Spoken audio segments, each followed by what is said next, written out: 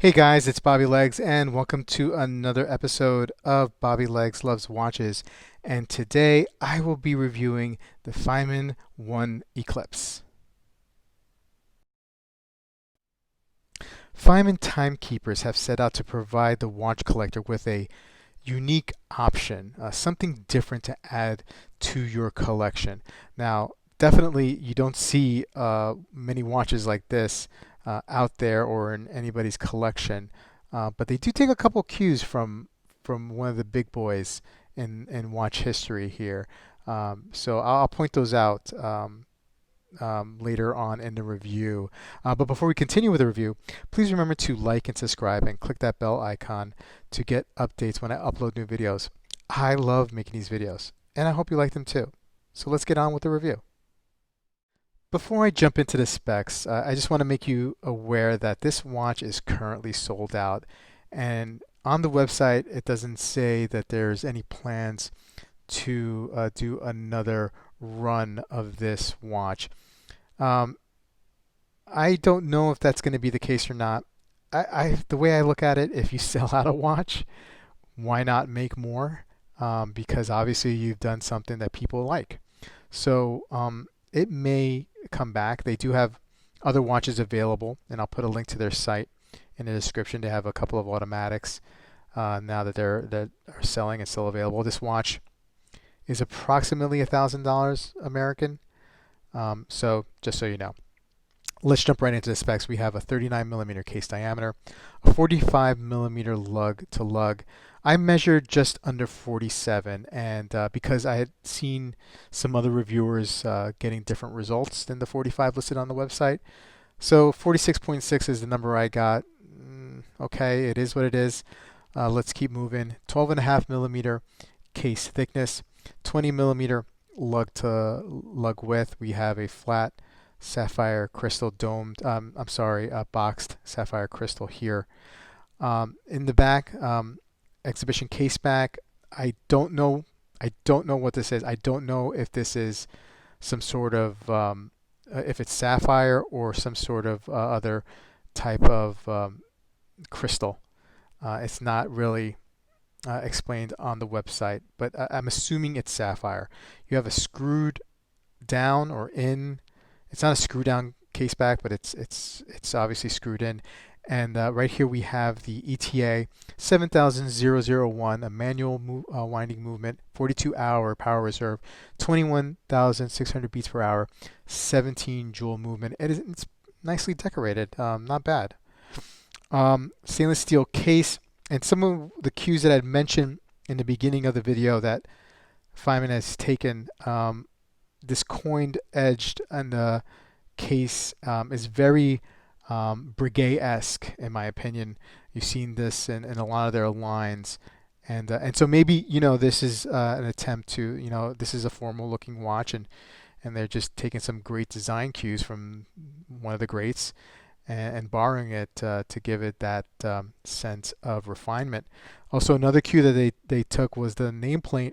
You'll see that with Breguet, although they would do it at the top of the dial here under the 12 o'clock position. And you'll see that with other watches too. Kadoki comes to mind, who uses a nameplate, although they do it kind of sort of like in the middle somewhere. Let's zoom into this dial. It is a blue dial, very beautiful shade of blue, and has a little bit of a sunburst effect here. So this dial, it's kind of hard for me to explain what's going on here. There's no loom. You have these like silver hands here, and then you have the offset seconds hand, which you can use your imagination what it kind of looks like. Let's say it looks like a tadpole. And so that is obviously the running seconds here at the 7 o'clock position. You have this track on the inside, the 12 o'clock in Roman numerals on top there, and then in the inner circle you have the 12 o'clock in regular Arabic numerals, I presume, and you have this pattern in the middle of the dial here. I'm not really sure what to call it. Yeah, I mean, honeycomb, I don't know. But it definitely gives it a sense of texture to the dial. The dial sinks in pretty low. So, you have this movement here. It's a manual wind movement. You don't really expect it to be 12.5 millimeters thick.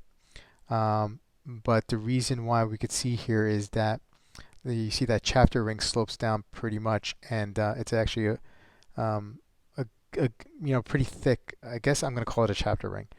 Um, so that explains that the dial is set deeper in, and I think this has maybe something to do with this cosmos feel that they're trying to pass along here. I don't know if anybody knows why, other than that, the dial is set so low. If there's a mechanical or structural reason they did it, please feel free to comment below. This has 50 meter water resistance. It's not a screw down crown.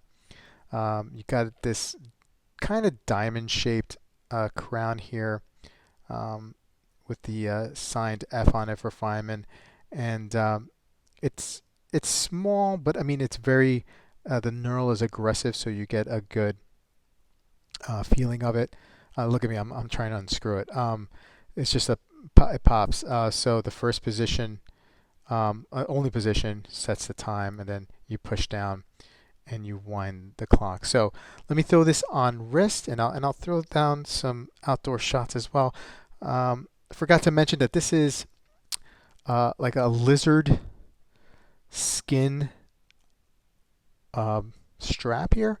So pretty interesting, I mean, I don't think I've ever put on a watch with a lizard string strap, but I think it works really well with this watch. And you could probably throw in a black strap here, some sort of leather strap and keep that formal look. Anyway, guys, let me know what you think. I'm not sure what I think about this watch just yet. It's definitely interesting.